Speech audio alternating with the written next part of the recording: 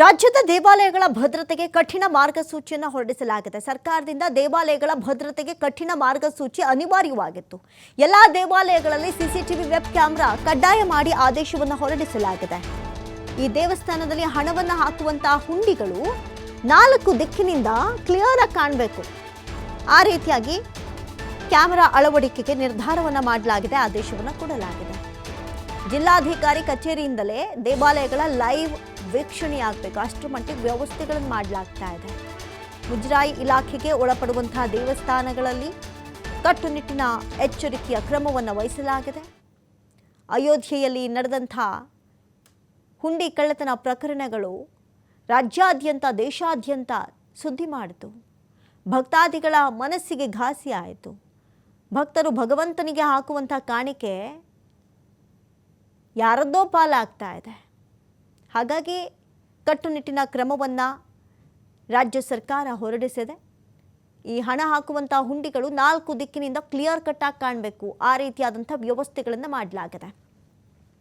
ಎಷ್ಟೋ ಕಡೆ ಕಳ್ಳರು CC ಕ್ಯಾಮ್ರಾಗಳನ್ನ ಒಡೆದಾಕುವಂಥ ಅನೇಕ ಪ್ರಕರಣಗಳನ್ನು ನೋಡಿರೋದ್ರಿಂದ ಕಠಿಣ ನಿರ್ಧಾರದ ವ್ಯವಸ್ಥೆಗಳನ್ನು ಮಾಡಲಾಗಿದೆ. ದೇವಾಲಯಗಳ ವೀಕ್ಷಣೆ ಡೈರೆಕ್ಟ್ ಜಿಲ್ಲಾಧಿಕಾರಿ ಕಚೇರಿಯಿಂದಲೇ ಸಿಗಬೇಕು, ಆ ರೀತಿಯಾಗಿ ಕೇಂದ್ರೀಕೃತವಾಗುವಂತೆ ಅಲರ್ಟ್ ಮಾಡಲಾಗಿದೆ.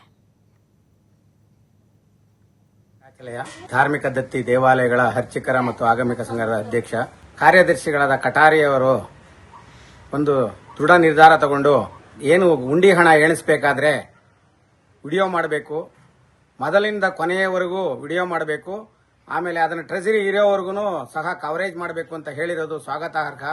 ಇದು ನಮ್ಮ ಹಲವು ದಿನಗಳ ಬೇಡಿಕೆ ಆಗಿತ್ತು. ಎಷ್ಟೋ ಇನ್ನೂ ಒಂದು ಅಂಶ ಅಂದರೆ ಕೆಲವು ಸ್ಕ್ಯಾನರ್ಗಳನ್ನ ಪಾರ್ಪತೆದಾರಗಳು ಇಟ್ಕೊಂಡು ಅದರಲ್ಲಿ ಹಣ ಕಲೆಕ್ಟ್ ಮಾಡ್ಕೊತಾ ಇದ್ದಾರೆ ಪ್ರೈವೇಟಲ್ಲಿ. ಅದು ಸಹ ನಮ್ಮ ಕಾರ್ಯದರ್ಶಿಗಳು ಗಮನ ಹರಿಸಿ ಅದು ಒಂದು ಪಾಯಿಂಟ್ ಸೇರಿಸಬೇಕು. ಒಂದು ದೇವಸ್ಥಾನದಲ್ಲಿ ಎಷ್ಟು QR ಕೋಡ್ ಅಳವಡಿಸಿದ್ದಾರೆ, ಅದರಲ್ಲಿ ನಮ್ಮ ಧಾರ್ಮಿಕ ದತ್ತಿ ಇಲಾಖೆ ಅಂತ ಕೆಳಗಡೆ ಬರಬೇಕು, ಅದು ನೋಡ್ಕೋಬೇಕಾಗಿದೆ. ಅದರಿಂದ ದಯವಿಟ್ಟು ಇದು ಸ್ವಾಗತಾರ್ಹ. ನಮ್ಮ ಸಂಘ ಈಗ ಈ ಸರ್ಕಾರದ ದೃಢ ನಿರ್ಧಾರವನ್ನ ಇದು ಬೇಗ ಮಾಡಬೇಕಾಗಿತ್ತು. ಹಲವಾರು ವರ್ಷಗಳ ಹಿಂದೆನೇ ಆಗಬೇಕಾಗಿತ್ತು.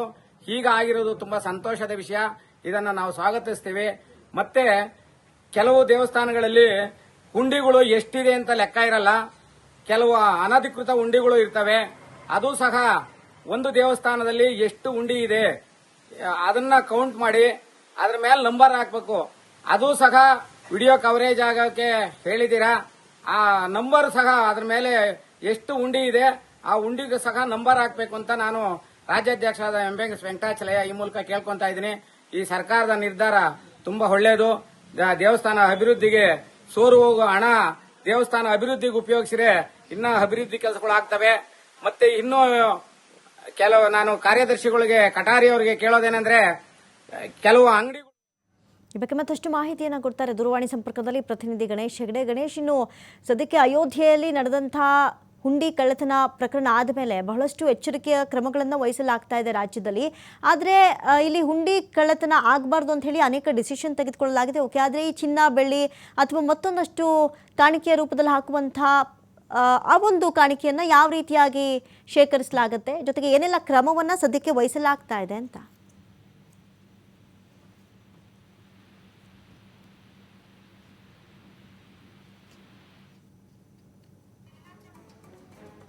ಗಣೇಶ್, ನನ್ನ ಧ್ವನಿ ನಿಮಗೆ ಕೇಳಿಸ್ತಾ ಇದ್ರೆ 4 ದಿಕ್ಕಿನಲ್ಲಿ ಹುಂಡಿಗಳು ಕಾಣುವಂಥ ಒಂದು ಫೆಸಿಲಿಟೀಸ್ ಆಗಿರಬಹುದು ಅಥವಾ ನೇರವಾಗಿ ಜಿಲ್ಲಾಧಿಕಾರಿ ಕೂತು ವೀಕ್ಷಣೆ ಮಾಡುವಂಥ ಫೆಸಿಲಿಟೀಸನ್ನು ಕೊಡಲಾಗ್ತಾ ಇದೆ. ಆದರೆ ಈಗ ಚಿನ್ನ ಬೆಳ್ಳಿ ಈ ಥರ ಪದಾರ್ಥಗಳನ್ನು ಹಾಕೋರು ಅವರ ಕತೆ ಏನು ಅಂತ?